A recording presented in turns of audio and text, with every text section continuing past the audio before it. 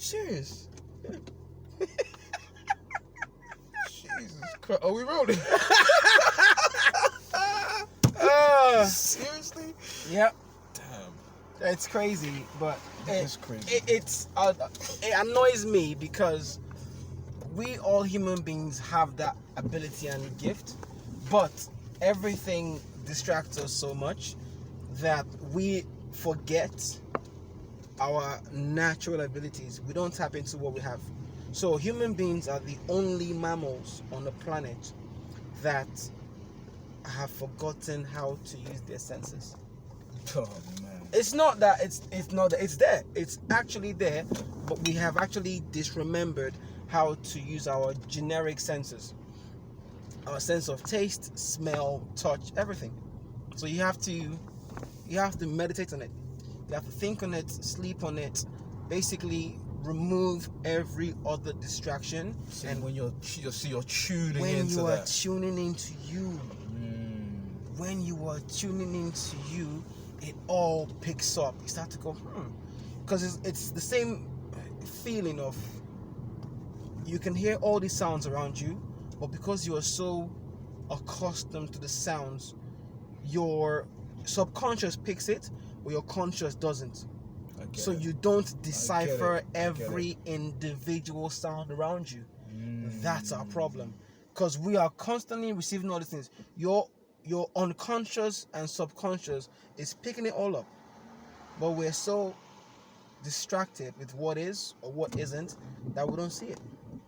Well, first thing that popped into my head when you said that was there's an eating meditation where if you eat mindfully, where you really tune into the smell, the taste, the texture, and the experience becomes so rich that when I've done it, the real experience is wow. It's like the first time I've actually eaten. Because normally my mind's thinking something, or maybe I'm in the middle of doing something, so I'm half eating, half doing something else. You're not present, basically. I'm not present with it.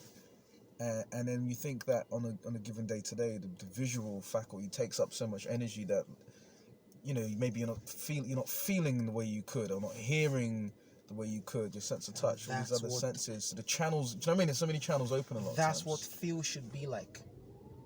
That's what feeling should be like. Feel is basically, are you aware of your senses? Not your emotional senses, your general senses. Your five senses, not your emotional sense, your five senses that you use to protect yourself at all times. In the sense that they're objective, they're not subjective. Yes. That's like empirical evidence. We cooking now. I say this all the time, and people don't understand it. I have very good hearing, and I have my sense of hearing is really good. I have very good hearing. I have very good smell, because I'm very aware, very attentive, very, very, very sure. Here's how good it is. I can smell when a person is on a bad diet. Wow. It's all your hormones. Mine's peak. Mine's prime. I pick these things up. I can smell when a person's on a bad diet. When I have a cold, or when I have too much carbs, when I eat too much carbs, or when I have like too much sugar in my system, my smell, my sense is dull. When I get back on the high protein diet, or the high vegetable diet, or the clean diet, I pick it up again. So I can smell when a person doesn't drink enough water. I can smell when a person has a lot of sugar in the diet. I can smell when they have too much caffeine in the diet. I can smell when the woman's on a period. I can smell when a woman's ovulating. Dude, this is me. That's some Wolverine type shit. I am me. I love me. I like me. And the thing about that is every human being has their own natural scent. Every single person has their natural scent. It's crazy, but for me it's just Monday. It's just Wednesday. It's just how it is. Everyone has a scent. Every man has his own scent. Every woman has her own scent. Men on a high carb, high sugar diet start smelling like women. I know. Oh, sorry. Salutations. All right, let's start. Just Cruising, episode 21. Kevlar Kiss, Dr. Love. Yeah, that's a good start. So I think today's gonna be more free flow, yeah. Hey, you say free flow, we just hit the ground running, right? I was gonna talk about something today, and I like to talk about this with you because this is where we're hitting the floor running, right? Mhm. Blind, so unscripted, unplanned. It's just how it is, as it is. Boom. I want to talk about love language. See that? Subject. Out of nowhere. Love language. No, let's do it, man. I've read the book. Yeah, I'm down for it. You Go read for the it. book? Yeah, there's a book called 5 Love Languages. No. There is. No. But wait, there's more. No. Whoa. No. You read? This guy. I know. It's a black thing, isn't it? All right. Black people that read. Cue racist joke in 5, 4, I'm the black guy that 3, reads. 2, 1. The best place to hide your money is in your books. Because black Because people black don't people read. don't read.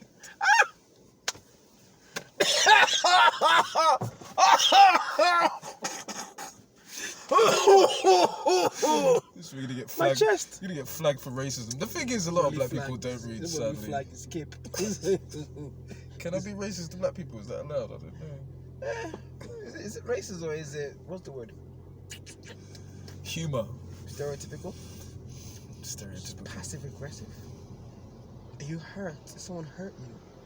Why are you doing this? Oh my goodness, that's the one, isn't it? Do you like white chicks now? Who hurt you? Who hurt you? Why? Why? Who hurt you? Your feelings involved. How dare you? You must hate your mother. I did one the other day. Just now and again I do this. See when men are being like really just out of control.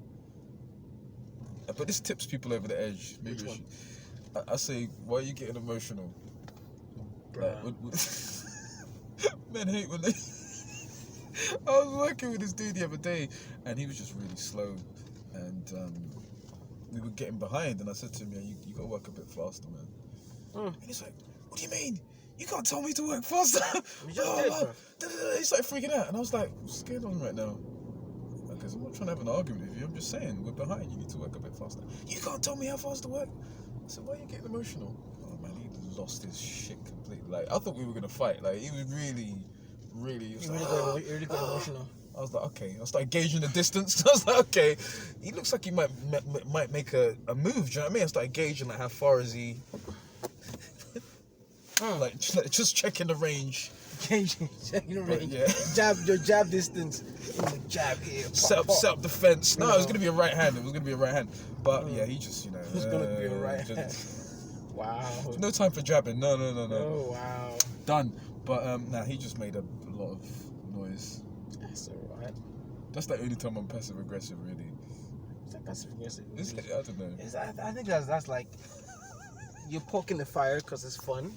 You know, why not?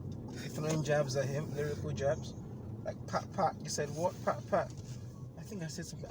I kind of say it in a different way, but in Stop being a bitch, sir. I believe was the no. I said something funny like, I think I need to get you some tampons. Oh my god. Because you're being really funny right now. What's wrong, bro? You're in a period or what? You alright now? I've never said that before, but I probably would. I said that like on a weekly basis. Everyone's like, this guy.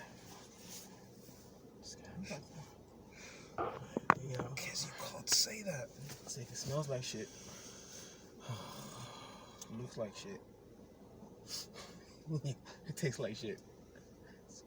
It's not chocolate muffin, And bro. we're back to the senses. You see? It connects. Alright. Sure they're listening. Love language. Let's do it. What is love language, please, sir? What in your suggestion? What does love? What language does love mean? language mean? Well, according to Foe, the mother lover that wrote the book. Who wrote this book? I believe his name was Gary Chapman. I believe. Gary? You say you don't trust someone with the name of Gary. Nah, bro. No, bro. Nah, bro. Basically, he was a marriage counselor, and maybe he still is a marriage counselor. However, during the course of his decades of work, he started to notice that men and women that would come to see him, married couples, they would be missing each other. So one would be asking for something, the other person would be, trying to do their best, but somehow there was some kind of misalignment. And then at a certain point, he connected the dots. So for example, let's say a person's love language is acts of service, and their partner's love language is words of affirmation. The person whose love language is acts of service is more than likely gonna express their love through acts of service, and receive love, like the love that they're gonna feel the most profoundly, will be through acts of service. So for example, my lady's like that. So when I used to express love through words, because my number one is words of affirmation. I'm a writer, I love words, right? So the easiest way for me to express love is through words. For her, it's like, well, anyone can say anything, so, you know what I mean, whatever. And so we used to miss each other on that level initially, because I would express something through words, and I could see it was just like in one ear, out the other, and I think, shit, what's going on there? And then when she was showing her love to me, she wouldn't do it with words, she would do something for me. And it took me a while to kind of realize, oh, okay, the way you show love is like this, and the way I show love is like that. And so since then, I've learned more.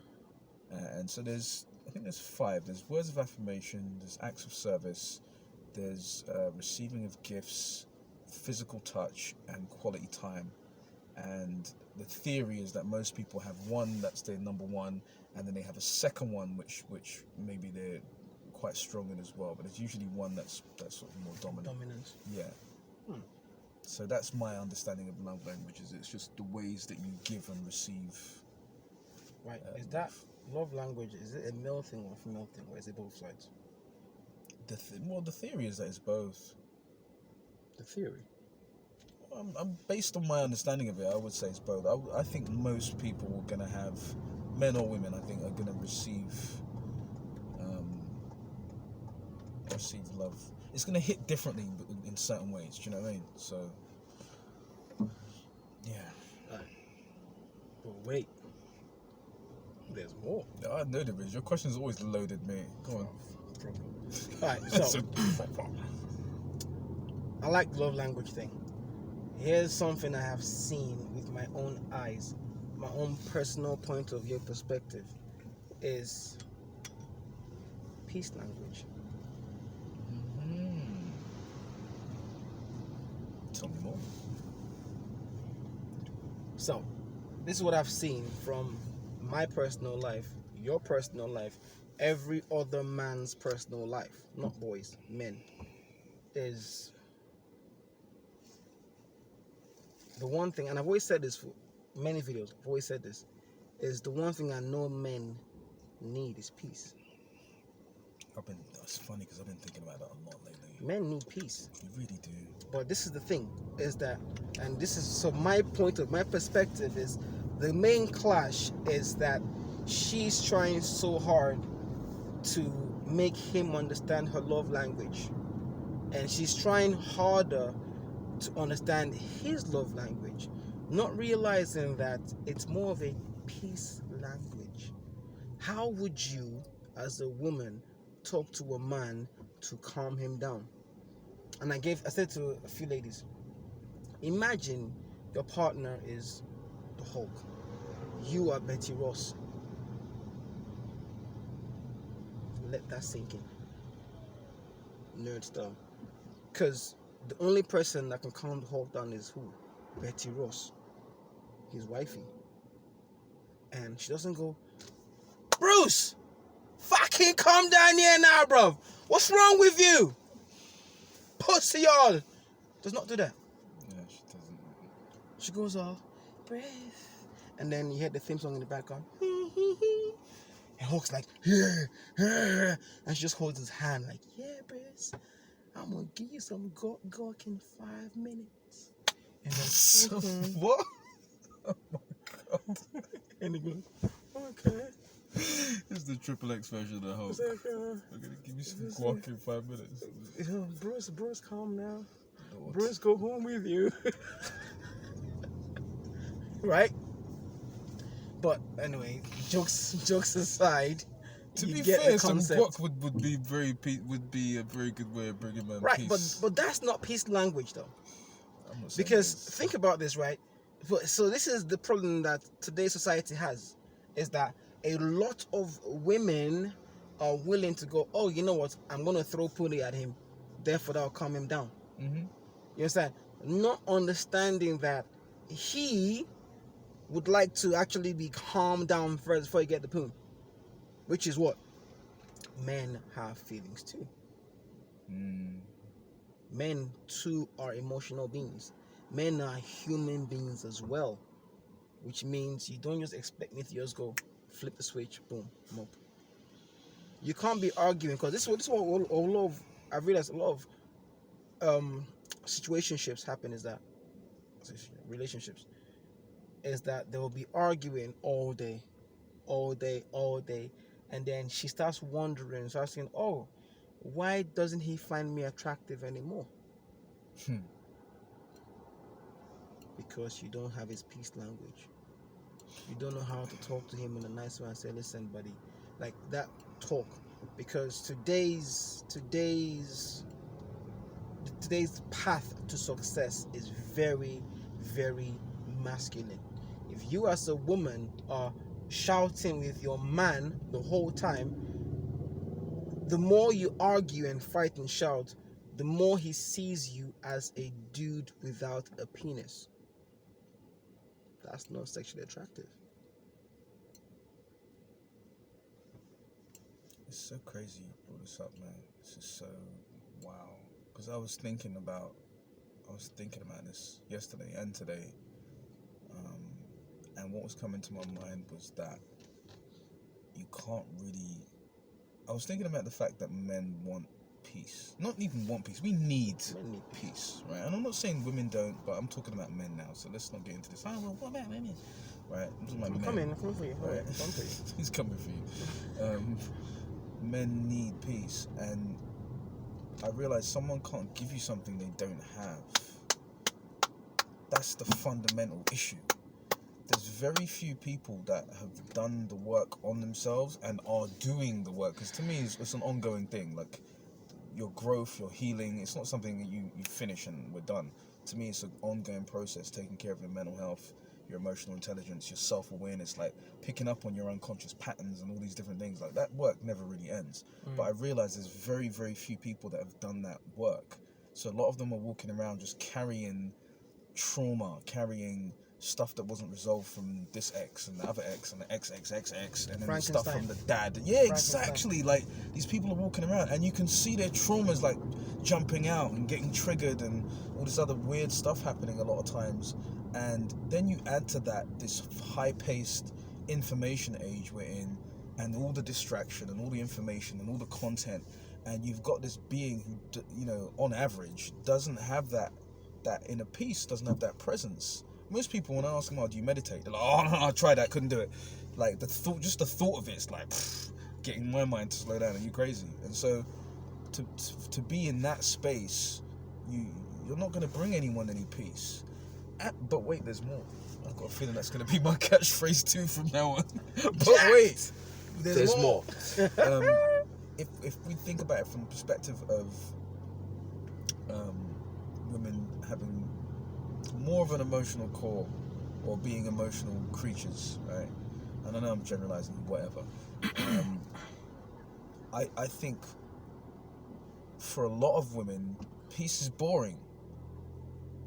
And so if you're an emotional creature that needs that range of emotion, again, it's probably going to be challenging for you to be in that space which is peaceful if you haven't reached that place within yourself. So there's some women who, for them, they'll feel like they're not in a relationship if it's peaceful, because they're wired for trauma. They're wired for roller coasters. They've been in relationships. They've been in family background. They've been in all these different situations, which have really wired and programmed them for drama to a degree. And so if it was just like, oh, everything's calm, everything's peaceful, they'd be bored.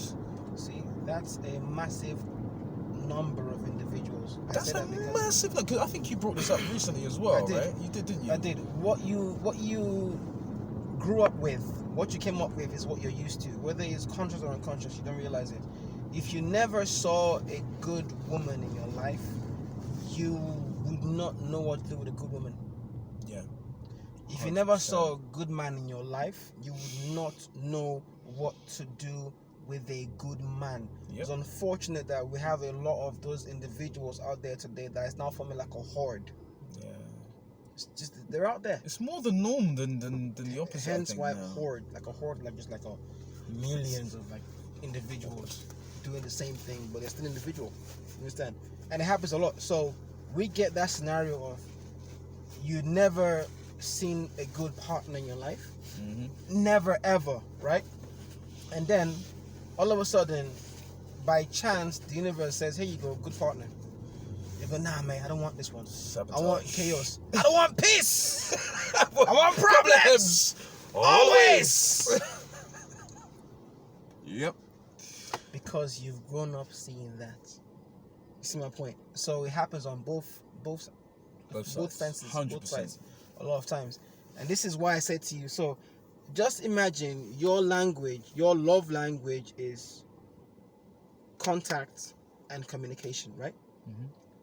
Now, if she does not understand your peace language, your love language is useless. How? Because she's going to be forcing herself to do your contact and your talking, not realizing that once you are not at peace, that love language is not love. You're talking, but you're talking wrong. You're still communicating, right? But it's not the kind of communication. It's like just two guys arguing. So, again, it's that same coin about love and peace. Which one do you want more? You see what I'm saying? Because it goes full circle. I keep saying this. Men need respect more than they want love. Facts. Okay, how you see what you see about it. If a man respects himself enough and has his own kudos to himself, he will never stay in a room where he's disrespected. Doesn't matter. Work, anything in your life. He would never stay in a room where he's being disrespected. Could you say that again, please? If a man has enough respect for himself, he would never stay in a room where he's been disrespected. Doesn't matter what kind of room it is. He will never stay in that room. That is just truth, man. Oh my God. That is what it is. That's what it is. And I see that in the world today. That's why when I see a man get disrespected, like I feel it, like it hurts me to see it happen. You know, when I see that happen, whether it's, you know, his friends or his woman or whatever. Like when I see that happen, like that's painful to watch. You have the power to remove yourself from that situation. It's painful to watch. I said that a lot. You have the power to remove yourself from that situation. And what happens is, it's the whole high school bully thing all over again. Once the others who see that you can remove yourself, they start playing the guilt trip on you, as in, oh, how dare you leave this room? You shouldn't leave this room because this is the norm.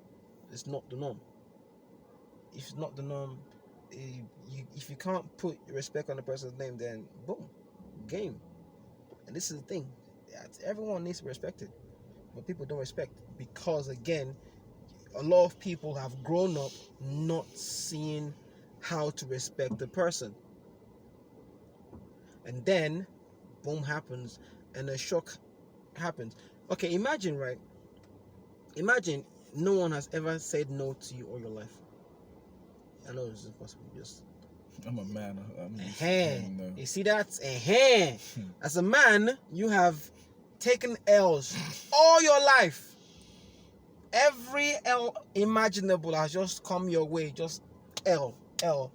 Driving license, L. Whatever it is, L. You've had the L's all over, right? So Hence why I said just for a minute. It's Imagine. a hypothetical situation, yeah. I know, right? Yeah. So imagine you've never been told no all your life, Mhm. and all of a sudden someone tells you no. It's mind blowing. It disrupts your entire being because you've never been told no before, and now you get told no. You be like, what? Your brain can't even fathom it. You Mhm. can't even grasp it. This is what people go through. So a lot of men who decide to go, you know what? Nah, I'm not taking that. That's a no. And yes, a no to people who have never been told no before. Because what happens is, as a person, when you've been told no a few times, you will not be the one going out there to disrespect people. It doesn't happen. Because you know what it's like to be on the receiving end. It's like the axe and a tree. The axe forgets, the tree remembers.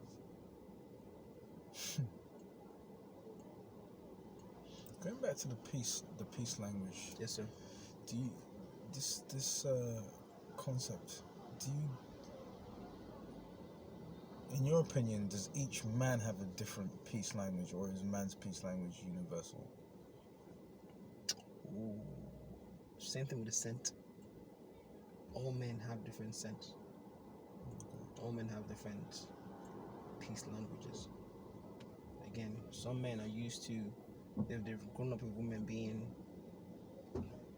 sweet and calm. And when they hear that sweet and calm, they feel at peace.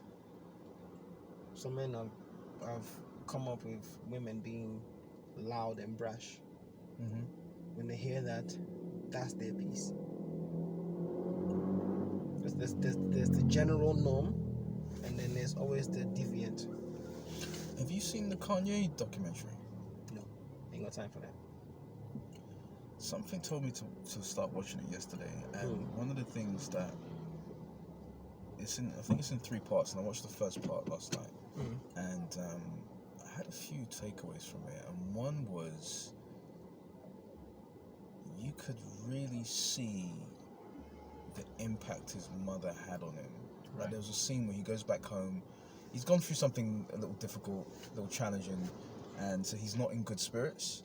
And he comes back home, and her energy is so positive and so warm, and she treats him with so much love.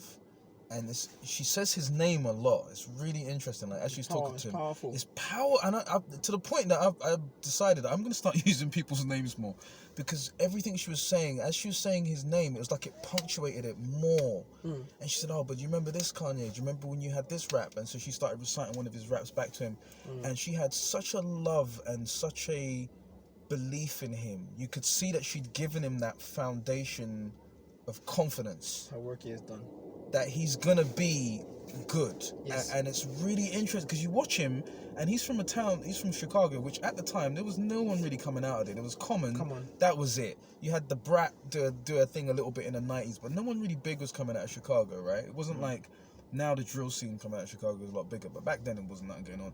But he had this belief, and like he had all these setbacks. There were people that didn't take him seriously, but he was like, "I got big dreams, man." And he had the arrogance even back then.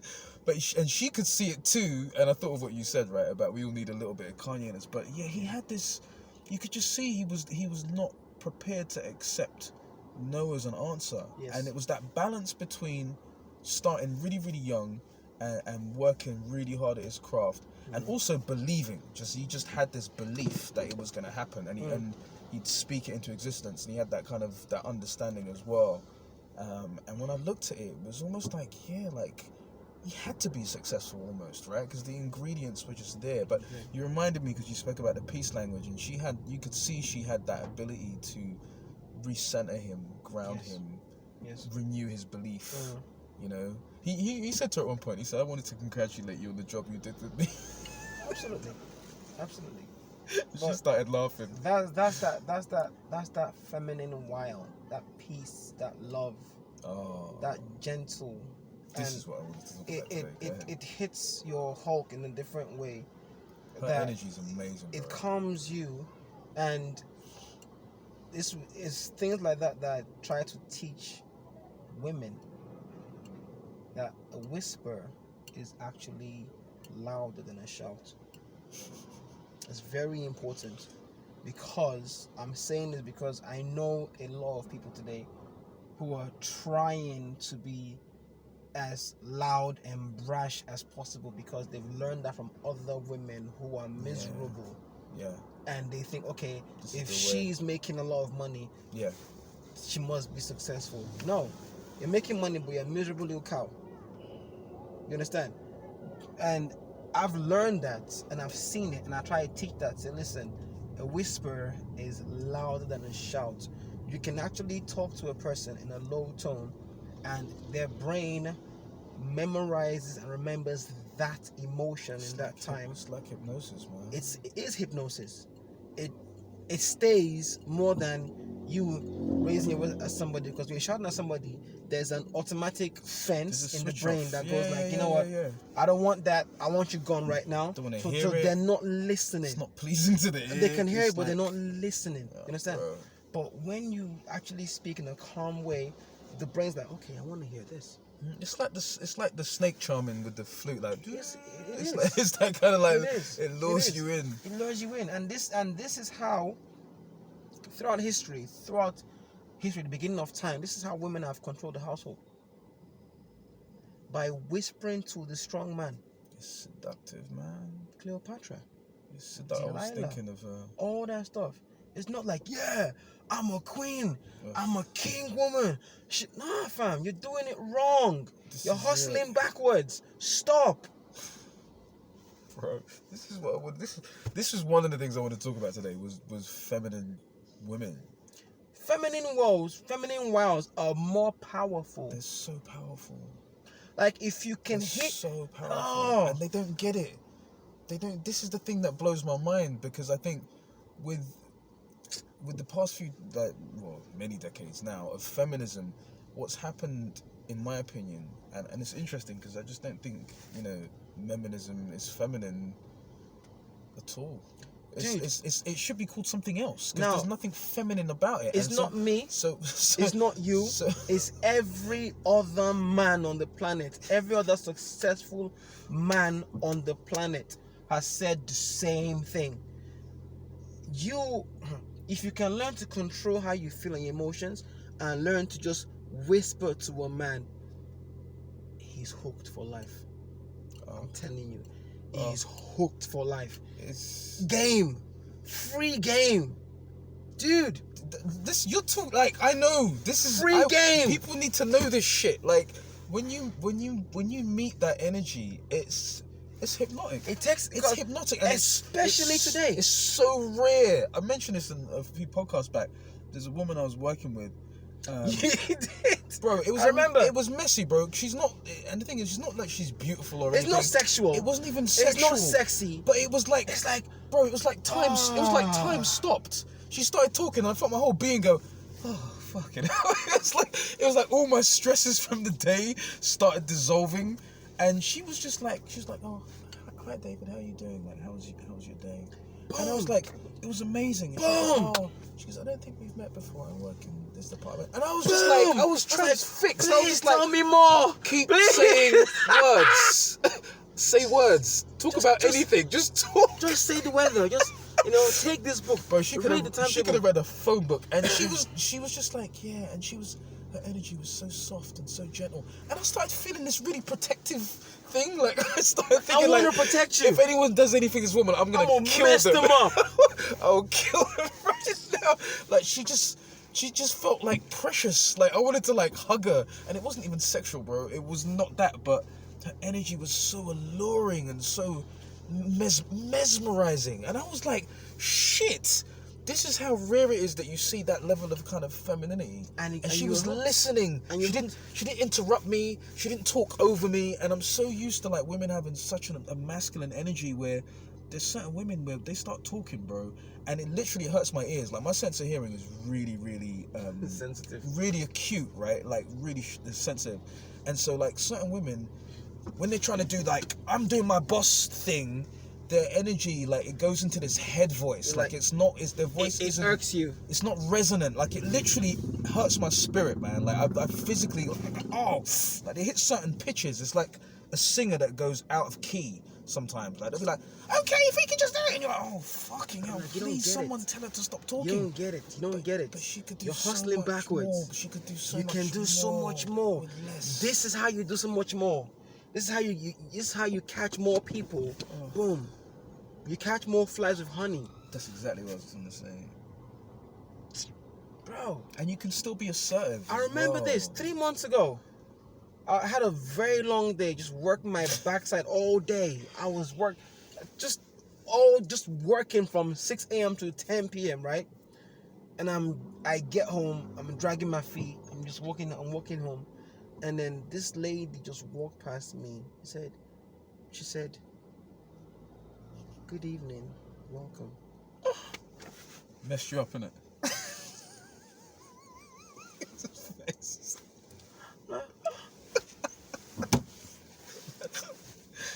You know that. Thank you. That one. That thank you. That one. Time stopped, innit? Oh, I feel good. That she pulled out one of the Infinity Stones. That's so good. Bruv. I know exactly what you're talking about. On that day, no matter what I had gone through in my life, that's what it is. It's like relief. It's just like the fact that 3 months later I remember that day. Bro, see what I'm telling you about now? This must have happened maybe six months ago, if I think about it, actually, because it's fucking November now. This was probably like, it's probably like May, June, something like that. And that's it. That's it.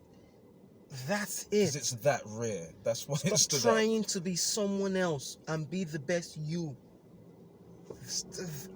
Stop trying to be someone else, but be the best you.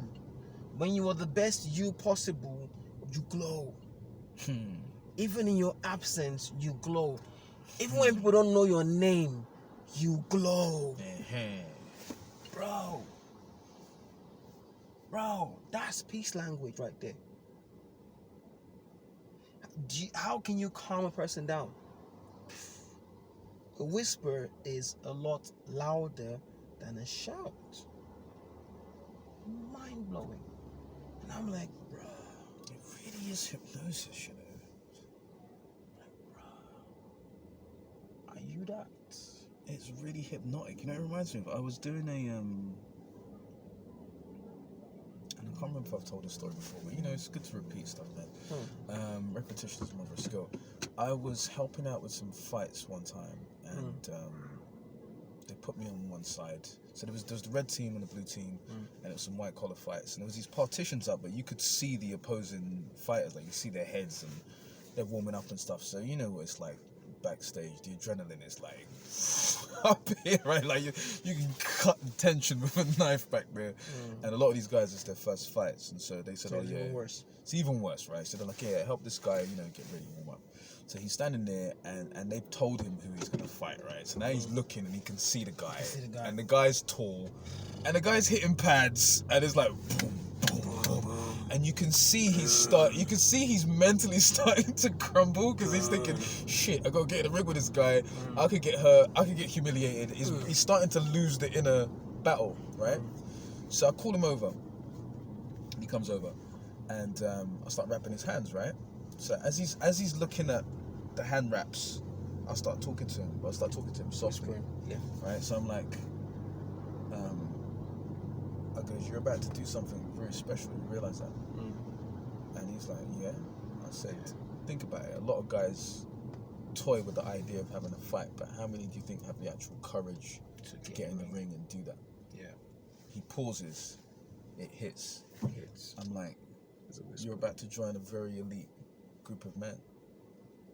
And it starts to resonate. And I said, just for the fact that you've decided to get in the ring, that alone makes you a winner. And it's like his eyes start to glaze over, like he starts to slip into that space where he's breathing slowed down now. Yeah. And he's like in that zone, and he's seeing it. Yeah. And he's like, I've won already because I got victory over myself. There you go. And I look at him, I'm like, you got this. I'm like, okay, so the guy's a southpaw, so I start showing him how you take away a southpaw's jab. Showed him a couple bits, boom, boom, boom. Dude goes in the ring, boxes so well, bro. Like he had dropped his hands in the second round. He's giving it all this, making the guy miss. Took his jab away. He won the fight, right? Cheated on the decision, but he won the fight and came out and was just hyped, and it was amazing to me. But it was that thing of just getting him to like slow down. Do you know what I mean? Yeah. Be present. Absolutely. Breathe. Absolutely. And I'm glad you said that. Because I have this thing, right? When it's fight time, I tell my fighters, no women, no children. In the corner, in the corner rooms, in the changing rooms. Wise. No women, no children. Because if your partner doesn't fight, they won't get it. If your kids don't fight, they don't get it. Simple as this. If you bring your partner in there, you're nervous. She's nervous. She's more nervous than you because she's never been there before. And all she's gonna give you is nervous energy. And what does that feel like? It's loud, shouting, which is the wrong energy to give you. Now, when I've had male fighters whose partners fight as well, she's there and she knows the right thing to do. She's whispering. She's whispering. So a few guys, when they come with a gun, I'm like, nah, get out. I tell the woman, get out. Go somewhere, go downstairs. And then they come out and they shout. And then they come and then they shout at me. I say, I don't give a fuck. Get out. If you want him in one piece, get out. His mind's gotta be right, man. If you want him to come back in one piece, get out. Because you here, you're gonna make him panic for no reason, make him lose his fight, and the fault's on you. So get out. After the fight, come and talk to me. Boom. And after the fight, when he's won, they've won, they come and talk to me. It's like, yo, no, you're right. See, you're damn right I was right. This is why it's my job. Your job is to shut up and sit down there. Mine is to get the job done. That's it. I'm getting chills. I don't come to your space, for real. like, I don't come to your workplace and tell you how to do your job. So you should never, in your entire lifetime, come to my workplace and tell me how to do mine. If you've done what I do more than me, I would listen to you. If you haven't, shut up and go. Boom. And it works all the time. It annoys me when I need to be an a-hole to get the job done. I had to have that same conversation. It's a real. The other day. It's a reality. Like, it annoys me when I have to be an a-hole to get the job done. Same. Regardless, I will get the job done. I will do it. It's not fun, but guess what? It was your fault. And they go, oh yeah, it's your fault. It's not my fault. The one I like most is you're raising my voice at me. You should apologize. I'm like, kiss my sexy black ass. I ain't apologizing for shit. Fight me. Call HR. I'm going to do. Please, get my face. It happens a lot. Dude, you're right, man. A lot of fighters need that whisper. A lot of men need that whisper because the whisper stays in. The calm, soothing voice is all they need. It's like, no, you've got this. It's fine. What happens is a lot of times when the coaches are inexperienced with war, they do the opposite. They do the opposite. Now you're getting all the cortisol, the adrenaline, all this because and then you wonder why they have adrenaline crash in round one. Thank you, sorry, boss. Yeah, no, I was just gonna say the interesting thing is it's not what it looks like because people looking at fights think I've got to get hyped up, I've got to get G'd up, but when you look at it practically, if you're going into that situation, you need to be. There's a certain level of kind of. What's what I'm thinking of? There's a level of almost like energetic arousal or whatever that you need to be at. So you don't want to go out there flat, obviously, right? You don't want to go out there just like, oh yeah, but you don't want to have so much adrenaline that you're burnt out. You've got to find that kind of sweet spot in terms of where your adrenaline's at. And I realized that I get there through how I manage my breathing and through my internal dialogue, and I speak to myself calmly. Now, if I go beyond that point and I go into that too hyped space, now my neocortex shuts down and I'm just operating off emotion. So now I can't think and I can't carry out a game plan, and I can't really be present to what's happening. I'm just fighting off of adrenaline. And in my opinion, the majority of fighters fight like that. They fight off of heart, they fight off of like muscle memory and adrenaline, but they don't have that wherewithal to be in the ring and be like, oh, okay, this guy likes to fight at this range, but if I make him extend a little bit further, it's gonna mess with him. Or this guy's rhythm is like this, so if I can catch him on a half beat, I can time him. They're too and because that's the energy they're getting all the time. All their training sessions are like, give me 10 more, give me 20 more. So they're just used to being in this hyped, overhyped, energetic state. When reality, you need to be like a kind of calm killer when you're in those spaces. Just having these conversations is reminding me, like, just that headspace you gotta be in. It's dark, man. It's like a dark. It's not dark. Quiet. I call it calm aggression. I love that space though, man. So you need to be calm but aggressive. But that sounds like a contradiction in terms, Kes. Could you explain? It's a cobra, it's a cat, it's a lion, it's a tiger, it's a bear, it's a predator about to pounce. You're calm but you're aggressive. And you're not talking about emotional. No. When you say aggressive. No. Because some would think, oh, but you mean angry. You're not talking about that. No, it's not angry. It's basically, there's a task I need to do right now. There's a survival task. I need to finish this mission by any means necessary. This is what I'm going to do right now. I'm fully focused. My eyes are straight. I'm going to end this if it takes all night. But I'm going forward. You're the hunter. That's it. No distractions. Boom. It's making me want to fight. It's my voice. I can't help, man.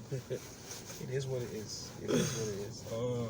I know, but that's the beauty of it. Is the calm talk. If I'm here, shout about, no, you have to go and do this. It turns a person off. Someone's like, you know what? Nah, it's not for me. I'm not interested. Nah, I'm good. Yeah. So that was our 5 love languages, right? And our peace language, and how it comes into the fighting and into the equation and everything. As simple as that. I like it. I love it. I get it. I understand it. And I also understand that concept of finding a man's peace.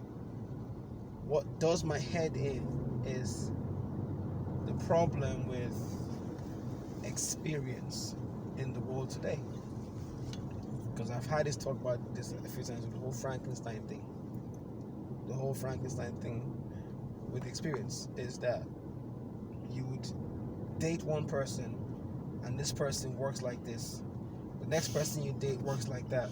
Next person you date, and from every single person you've dated, you have picked up small qualities from all these people. Baggage. Baggage. Trauma. That you're looking for in your triggers in your next person, right? And your next person is human, just like everybody else. But because they don't have the qualities of your exes, you now think they're rubbish. Because you're trying to force them to be like Gary. To be like you're projecting John. that shit onto them when they're not like that, and you them. think they are. There you go. So there's that quandary the whole time that's happening. Good word. So, you don't get to learn this person or know how they function, what they do. So what happens now is you are now using someone else's peace language for that person without actually paying attention and watching what makes them tick. You're using someone else's peace language for that person. Silly, but life. It's sad. What would you suggest the answer would be, or the solution to this problem be? Me? Yes, sir. Yeah. Let me not start my sentence with I would suggest, first and foremost, people just treat working on themselves as an ongoing project, man. Because I think oftentimes that Frankenstein thing you said, where people, collect all this stuff, it's largely because they haven't worked on themselves. So let's say they have a relationship with, one person. if you haven't healed from that, and you haven't taken the time to reflect and learn from it, then chances are you're going to take the same mess with you into the next one, and you may even attract the same stuff, because in life you basically get the same lessons over and over again until you pass them, right? When you pass the lesson, then you get a new lesson, right? You get a new test, a new exam, a new whatever. You jump into a new school. But oftentimes you see people and they're just having the same relationship over and over again with like slight differences. And I've experienced that myself to a degree, until you kind of like, you're like, duh, wait a minute. The common denominator of these circumstances is me. Like, I'm the one person that's attracting all of these people, so either I'm going to point the finger and blame and go, oh, women are this, or whatever nonsense, or I'm going to take responsibility and say, okay, what can I learn from this? One of my friends actually did this thing where he stopped and was reflecting on all of his past relationships and contacted them and spoke to them, which I thought was interesting. He was like, yeah, I spoke to them all and I asked them, questions about the relationship, like what did I do well, what did I do badly, what he could learn, and I thought that was brave, man. I was like, wow, I'm not getting to that level, but the time to, I think, reflect on your relationships, learn from them, heal from them as well, so you're not carrying around like, resentment for the next 20 years for some shit that's got nothing to do with the next person. Because otherwise you just end up kind of taking it out on other people, and I've had those situations where I'm dealing with someone and you're like, okay, so this is some mess that's got nothing to do with me that you need to kind of work out, and I need to make it clear to you that I'm not that person, I'm someone else, and and it's like, it's a lot. That's interesting to say that, because many times when relationships end, is based on two people, based on both parties. Many times. Go on. Is it? So a lot of people go, oh no, my partner was rubbish, therefore we had to end. Well, yeah, both of you are rubbish. At some point in time, you had this belief that you knew everything. Again, like last time, when you were 15, you thought you knew the world. When you were 20, you're like, I was dumb at 15. 25, So every point in your life, there's something new to learn. But you have to pay attention that you're not perfect. Neither is that person in front of you. Yeah. So your imperfections clashed a lot more than it could have, which kind of broke things up on one side. On the other side is some of it just waste of time. Facts. Some of it just a waste of time, and the more you them just like waste it and just leave them be. Just leave them be. Wash your hands and just bounce. Waste of time, go. As simple as. I get it. People don't get it. Or some people like that struggle love. They do. They actually do. The struggle of. It's like you said, it's what they're used to, isn't it? Yes. Because this what's her name? Is it Esther Perel? I believe it's Esther Perel, relationships expert. She was talking about how if a woman is like, if her initial relationships, like with the mum and dad and so on, were based around anxiety and stress and all these kinds of things, a healthy relationship will feel like boredom to her. Yeah. And it will actually make her feel anxious. Hence why, like you said, the simple things, like the ones that is peaceful, they don't want. But that's the massive number of individuals. I remember one particular woman, and at one point we were just like chilling, and she just, what did she do? She said something to like get a response out of me, or she just did a little something, and I remember sitting there thinking, this is weird. Like I'm enjoying just like tranquility right now. What is happening? And I said, what are you doing? And she said, you just look so happy. You look so peaceful, and you're always so like calm and composed. Like, just feel like I want to just sort of like. And I remember thinking, that's a fucking red flag, man. Devil child. What kind of shit is this? Spawn you look of Satan. Salem's Lot. You look. It's that time of year, innit? Yeah. Halloween and that. Yeah. I was like, what the fuck is this? That was one of those moments I was like, yeah, this is not going to go well. Yeah, give me some negative energy to feed on. Make me feel good, daddy. What's wrong with you? Possessed child. Nonsensity. Some people would see that and be like, oh, you know, she was just. It's like, no, man. No, mate. That's not normal. Stop normalizing bad things, please. It's just not normal. That is not normal.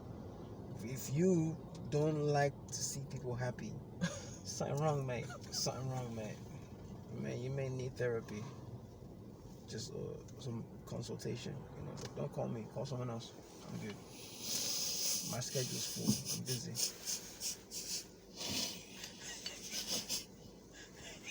A mouthful of water, man. I said, don't call me. I'll tell you. Call someone else, please. Please. Client list is full. I'm full. I'm busy. And the man's busy. Waiting list thing. He's like, nah, not even on the waiting list. Like, no, there's no waiting list. Just leave me alone. Leave me alone. I'm busy. Getting back to the whole femininity thing, one of the reasons that, and I think to balance it out, I think we need to acknowledge the fact that there is a certain programming that's been going on for a long time. You don't need no man. You don't need no man. You're an independent, blah blah blah, and all the rest of it. That's a damn lie, brother. And Who lied to you? oh, it's so sad when you see them on Facebook in the middle age. Facebook. They're like, I'm seeing this pattern now where it's just like these older, like mature women, and they're just on there, and you can see they're just lonely, fam, and it's just like, wow, just trying to get some attention, and you can just feel it, man. You can just feel the loneliness, the lack, the emptiness, and it's like, yeah, need a man now, innit? But anyway, what I was getting with this was, I think because of the programming of kind of like, oh, independent women, a lot of women have been taught to see femininity as weak. No, it's not. And I think that's the key. That's one of the key things I really want to communicate, and it's what you were saying earlier. Was it's not weak. It's not weak. You got yin and you got yang. No one goes, oh, yang's really strong, but yin's weak. Like, they're interdependent. They're two energies that balance each other out, masculinity and femininity. Obviously, you'll get certain people that would abuse that if they see that you have that energy, which is more yielding, which is more accommodating. Of course, there's going to be certain people that, you know, aren't going to be able to handle that. They're not going to be responsible enough. They're not going to have the integrity. But fundamentally, I think that understanding of how powerful that energy can be needs to be communicated and reiterated and reinforced. And like, feminine energy is just beautiful, and it's a rare thing nowadays. It's the human negative bias, though. The negative bias of humanity. Human beings tend to focus on the bad. So you could meet 100 good people. Could say, yeah, they could. Wow. You can meet 100 good men, Exactly. right? You're going with this. And then you bump into the one bad person. Yep. Or one not so good person. That's the one that sticks. That's the one you tell everyone about, Yes. right? That's the one that sticks. That's your story. Negative bias. Oh yeah. Oh, this person blah blah blah. Yeah. And it's the same thing, because everyone remembers the negative. It's the same thing about a lot of Instagram or YouTube male whatever I call them, influencers. I like that you forgot what they're called. Because I couldn't care more or less. Because fuck them, that's why. Sorry. There's kids watching. Apologies. Sorry, kids. This was not made for kids. It should be a Saturday morning cartoon. Remember, kids, fire burns. You know, something like that.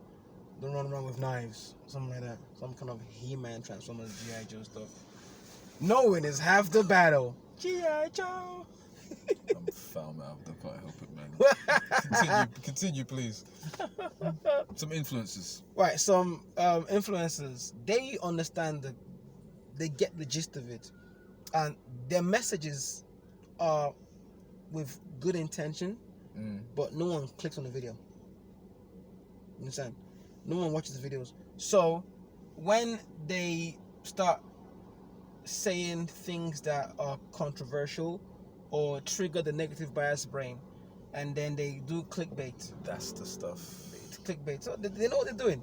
Views. They set up and they get more views. When they say something negative about women, oh, everyone goes, how dare he says this? I can't believe he said this. And then what they do, they share with all their friends. They don't share the positive. Nah, the one that Mr. Tate says blah blah blah, everyone in the world sees it because it shows human beings are programmed to be attracted to negative bias and drama.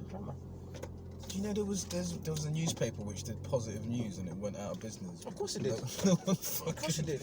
It did it on purpose. Yeah. No, because someone realized halfway through the market point that negativity sells. Big time. Controversy creates cash. I say that for 10 years now. Controversy creates cash. Jeez. So I can sit down here and say something that's very, very bad and controversial. And the worse I say it, the more clicks and views I get. But Yeah. that's not my path. I don't care more or less. Nah, we're not here to entertain people. Because they go, oh, if I say this in a bad way, I get more clicks, I get more views, I get more interviews, I get more money, and boom. What stops you from doing that? I don't need the money. It's not, for me, it's not about the money. I have a 100-year plan. I don't care about what am I gonna use with YouTube money. Like, what am I going to use with YouTube money? What's that for? I don't care. It's not monetized. Business. This is just to get everyone understanding the message. I need people to learn. That's it. Because I do learn, teach, inspire, grow. It's not the money. It's the knowledge. Don't do that. I can easily go, oh. I'm just playing devil's advocate here. But I you know. would get more people to listen to the message if you threw in some of that controversy. You're absolutely right, Mr. Love. You're absolutely right. You know what I should start doing? Start saying negative shit.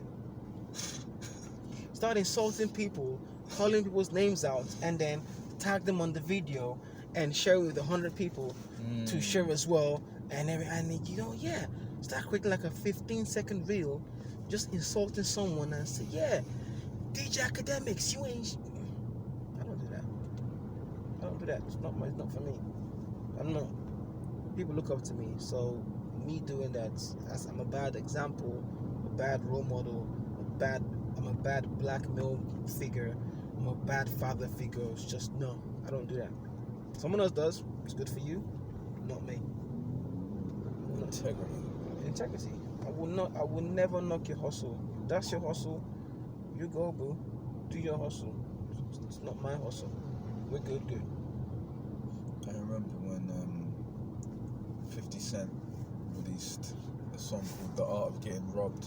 Ooh. Do you remember that track? R.I.P. B.I.G. R.I.P. P.A.C. Oh, R.I.P. man. Enough of that shit. It's time to go down one time. The bottom line is, I'm a crook with a deal. My record don't sell, I'm a rider still. Better recognize, dog. Please. I don't want to go down. Straight out of these streets, the industry niggas trying to look at something to eat. I snatch Kim, tell Puff when I see you again. Dance your ass down to the nearest ATM. I got dreams of an R&B chick, but I wake up early and bounce with all that. When I apply pressure, so it ain't even funny. I'm about to stick Bobby for some of that Whitney money. Brian McKnight, I can stick a Bob anytime. Got keep sweating. Staring at the barrel of my 9. Please. That was genius. There's Harlem Old Cats. Mason Benta. Come pull out that watch now. I mean, right now. That was genius because it was the controversy. The only excuse of being broke is being in jail. And it just, because to do that, right, it shows that you really are fearless on a certain level. Yeah. Do you know what I mean? It's a song about robbing everyone. Every famous person. And what was interesting at that time. What was interesting to me was the response was, oh, the Wu-Tang Clan didn't like that, or blah blah blah didn't like that, and I was like, oh, like that's it. He was a nobody. But he was kind of he also called out the names, and that put him on the map. But that's what I'm saying. He was showing that he didn't give a shit. He was showing that he wasn't scared, and he was showing that these are not scary people. Yes. He was like, no, I'm really like from that life. Yes. These guys are not the way they're presenting themselves. Is that New York cat mindset? That was genius. It put him on the map. It was different, man. That was crazy. You just win it. Like, no, just win it. No, literally, no. Everyone else but Biggie and Pat got it. I've been listening to it thinking, is this happening? Like, this is a song. Wow. And like, yeah. That was good. Dude's been trolling from day one, man. Oh, dude, I think 50 is the ultimate, when it comes to rappers, entertainment, is the ultimate troll. Ultimate troll. But that's what it is, because he from day one understood that controversy creates cash. That's what I'm saying. So all he just did was the most controversial out there. Whoever was a bigger name than him, he just picked on him. Whoever, Ja Rule was a bigger name than him. Yeah. What did he do? Picked on Ja Rule the whole time. Ja Rule's mistake was to respond, because Ja Rule responded on a reactive level, not on a proactive level. Ja Rule was responding to 50's say. If Ja Rule had come out with his own thing without even responding, it would have been, 50, look, he's not even looking at you. No one knows who you are. Boom. But Ja Rule entertained him. This is why I said to you a while ago about the Greek gods, the demigods, the humans. Or the Titans, the Greek gods, demigods, and humans. The Greek gods were having a go at the Titans. Remember, the Titans were greater than the gods, right? Now, what happened was the Titans came down to the level of the gods. That's the level, and the gods won the battle.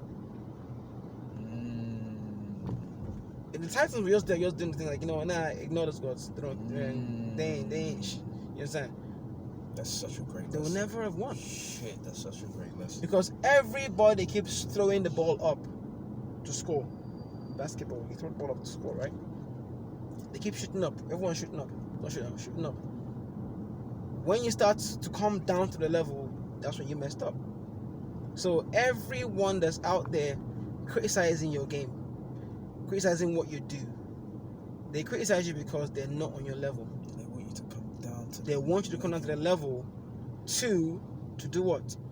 To make them feel good that, oh look, they threw the ball up and they got a response. So no matter what you say or do, I say, oh no, you validated. I won the argument. No, you lost the war. You validated them. You validated their existence. This is proper game. There's a quote I've shared here before by George Bernard Shaw where he says, "Never wrestle with pigs. You both get dirty and the pigs like it." Woohoo! I love that quote. And to take it to just my own experiences. I used to be more reactive. Like talking to you, and I would entertain certain nonsense. But like you say, as soon as you do that, you've already lost. Like even if you get into an argument and win the argument, you've actually lost because you've given your energy to that thing and you've validated it.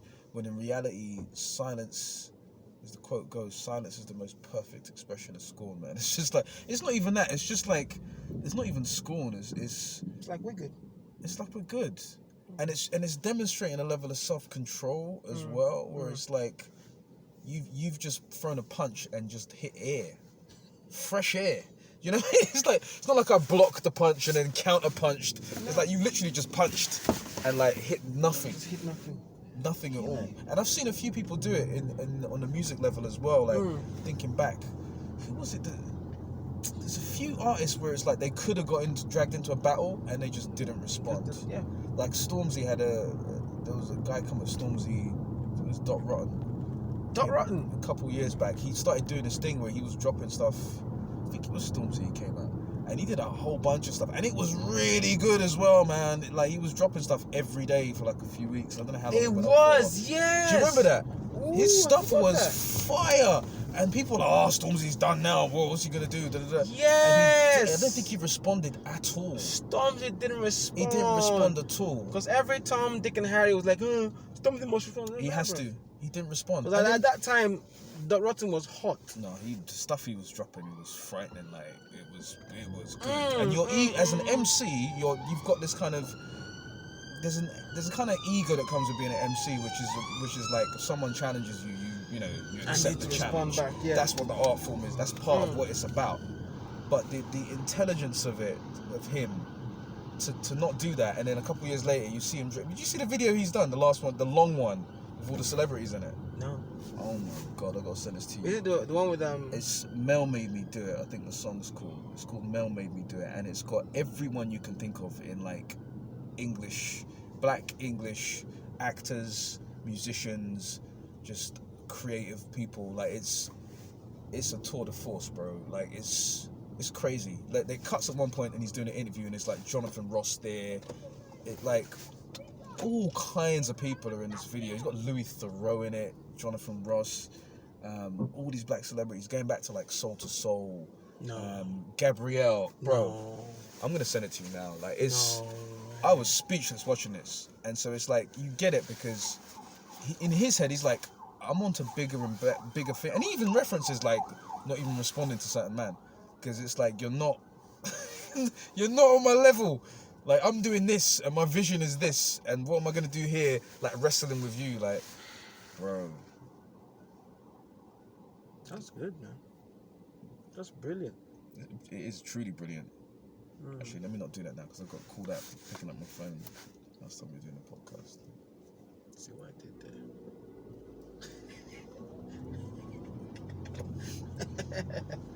there. Thank you. That's beautiful. What are we doing for time? You got a class, yeah? That's alright, Governor. That's alright.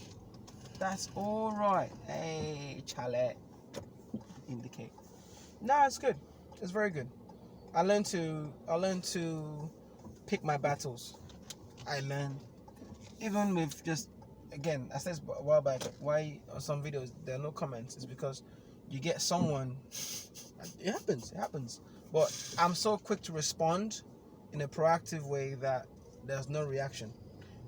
Example, I do a video, put up online, and for a long time you see no comments at all. Yeah, because whenever nobodies post an offensive comment, I just delete and just block it instantly. I'm kind of curious as to what these nobodies are saying. Give me an example of the sort of thing they're saying. It's racist, bro. Racist comments. Really? Wow.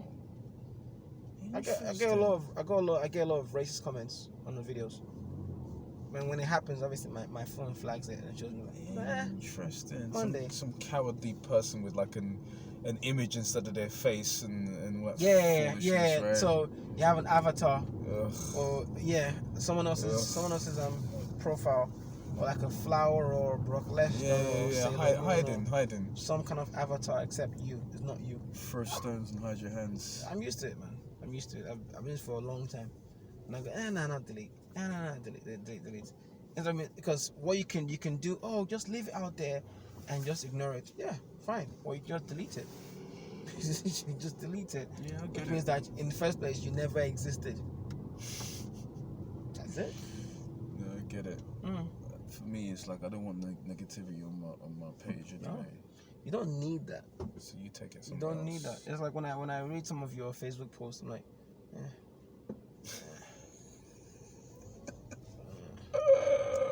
It's a hurt dog syndrome, isn't it? Oh man, hurt dogs holler. People be getting triggered sometimes, man. Yeah, a hit dog will always holler. Thank you, hit dog. Yeah. If I talk about how three-headed green aliens are annoying, no one is gonna comment because no one's a three-headed green alien, right? Mm-hmm. Simple. But if I say something that's similar to a person, and especially if they are the ones that are actually doing it, if they're in that circle, it's gonna be very offensive. So one of the chat groups I was in a while back, a couple years ago, it was not a progressive group. Mm-hmm. So I joined the group because the topic of the group was to discuss Exactly. Discuss progressive things, right? That was the idea. That but was what the it, idea. What it was The idea was, okay, we're gonna come together, we're gonna create something good, Oh. everyone's gonna put money together, grow something, this, that, and the third. Awesome. So every time I go on the group, in theory, that was what I was talking about, because the topic is this. Let's stick to topic. No, it became more of a, what kind of girls do you like? What kind of guys do you like? What kind of this? I'm like, okay, I'm gonna say my mind in an interesting way, you know. Bro. Especially when I knew the crowd, I knew the group. So I was like, okay, cool. Okay, what kind of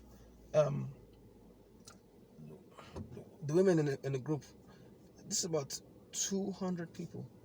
So if all of us, right, are putting, jeez, can you imagine, £5 on the side for a project every month, imagine how much dude, how much work will be done in 12 months. that's 50 G's in a year. This is the It's not a point. So I'm going through this and I'm like, hold on, you're talking about what kind of guys you want to date, what kind of girls you like. I said, okay, fine. And the most offensive thing I said that I got me kicked out was this. Everyone's like, oh, so what kind of girls you like? I said, I like women with flat stomachs. That got you kicked out of the group. That's a group you don't need to be in, man. I know. I was like, I had signed that already mentally. It was like, okay. I said that. I like women with flat stomachs. Offensive. Of course. Yes, because offensive to women that don't have flat stomachs. Are you telling us that you don't like fat women? I said, I like flat stomach. You can be thick, the flat stomach. I like it. You know, flat stomach just basically means that you respect what you eat. It means a lot, man. That's it it. means self-discipline. Flat stomach means self-discipline. Flat stomach means you cook your own food. Flat stomach means you actually look after yourself. That's what it means. Yeah. I'm not saying I want no skinny ass. No, it's simple as like you look after yourself. Oh, that was it. But you know, all the triggers, all the everything, everyone's like, yeah, I'm used to it. I feel attacked. I was like, I don't care. Do you know what's interesting? You just raised something else that I've thought about recently. Is the double standard of how society. You saying that is body shaming, I believe. It is body shaming. Term now. It's body shaming. It is body shaming. But if a woman says, more. but wait, there's more. There's more. If a woman says, I want to be with a man who's like 6 foot at least, and I'm not going to date a man who's less than 6 foot. Like, that's body shaming. No, it's not. If a woman does it, it's not. That's body shaming. It's not body That's shaming. same with chest. I want a man with broad shoulders and 6-pack. Oh, you know, it's body shaming. But you know, yeah. If the cap fits, right? It's how you want to see it. But again, see that kind of argument, I don't get into it. I don't. No, I don't even see it as I'm not doing this. It's just It's not body shaming. It's It's preference, man. It's preferences. But it's like you can't express a preference. No, you can't. You can't. Ridiculous. You're not allowed to. How dare you have emotions? How dare you have feelings? Or How opinions. dare you have choice? How dare you, Dr. Love? How did we get here? How dare you be human? You have no right to human. You can't human. No. You have no right to human. You can't human. No. You cannot Whatever. human.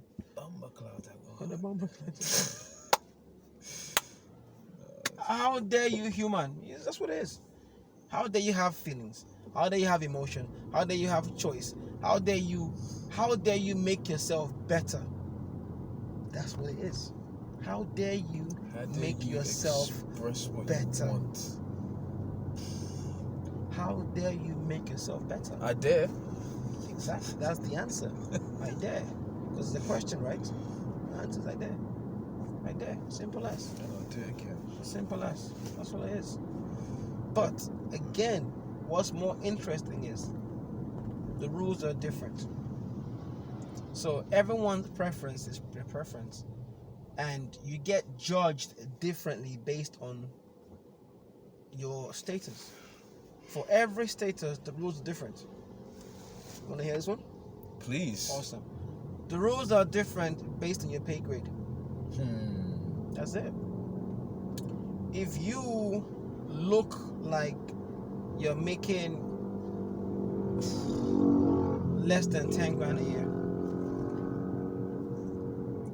you are treated as a bum, right? If you look like you're making more than 100 grand a year, you are treated like a god. Same man, right? But different rules. This is when if you look like you're making more than £1 million a year, this is when people want to share you.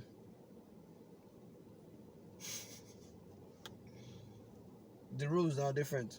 Now you can have 5 wives because you can afford 5 wives. What does that mean? You see my point?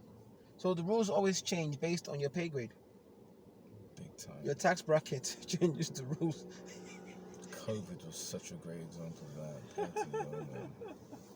that. It weirds me out. It weirds me out. People's rules change based on whatever.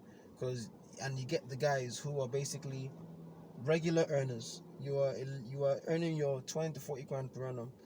You're making good money. You're living a general decent life.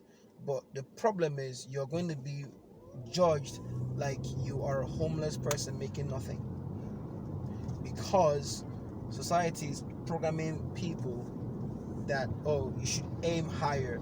You should aim for a partner that makes 7 figures while you make nothing. And then you're aiming for that person while you have nothing to give to them. But then everyone that is making the money you make, you look at them like they are beneath you. And hence why when you've spent your whole prime chasing shadows and realizing that you can't get the shadows, you now tell yourself you're going to settle for someone who's on your pay grade. Even the word settle itself is basically you are demeaning that person, which is basically, I'm doing you a favor. Consolation prize. Consolation prize. My presence will be greatly appreciated. I'm doing you a favor. Here you go. Chop me. Settle. Tell everyone. Level of delusion. Don't use that word settle if you actually want to have a life partner. That word settle should be out of your vocabulary. Gone, dead, zilch, zero, deleted, nada, gone. Out. Just unvocab that word. Settle. You think you are? It's the life, brother. It's the life we live.